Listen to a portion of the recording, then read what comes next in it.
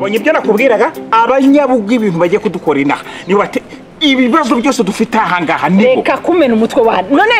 n'imyuzure y'amazi n'inkonga z'umuriro n'izuba rya kari ryinshi n'abanyabugo babitera ariko kuva bahungira inahangaha iwacu bazi imodoka zuzuye zose ziri kuza zuzuye kubera reka uburenze urugero ahubwo ngiriya n'iyindira mbona ari na combo taxi ego sha iriya ndamuzi n'umunyabugo udashaka kugenda biragusha jewe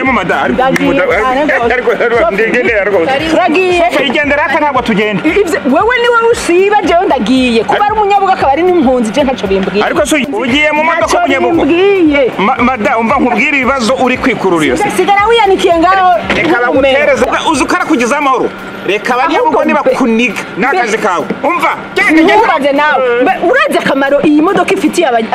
abari ngaha bose kwanza no mu karere kose ivyo nibikuri kurambwira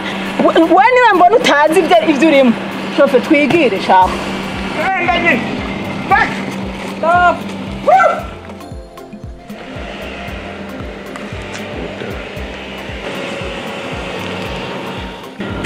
shofe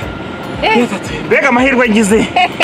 nani mayiko nona hapo mesi ungali hapo mbabo bwire kuba ndi modoka nakaza mutwe urakoze cyane sha njana kumupaka pardon hapana hapana basi mimi ni ule wa bugo mlikuwa natukana sijo mkimbizi sasa mimi narudia mimi nabadilika ningali ule wewe kendeza kuambia wewe chungana tuna taxi yako ama uende na miguu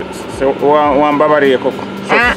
Injo mimi nawaambia yake kuna wapatia somo. Mko mnaka mresho kila mtu anakuwa na besoa mwingine. Hata kama niko mkimbizi na mimi niko na besoa kutafuta maisha. Wewe uko sura za shofe. Umba koko wambabari koko sha ukanya mtu mpaka unaona burize. Shofe. Ariko mba shofe.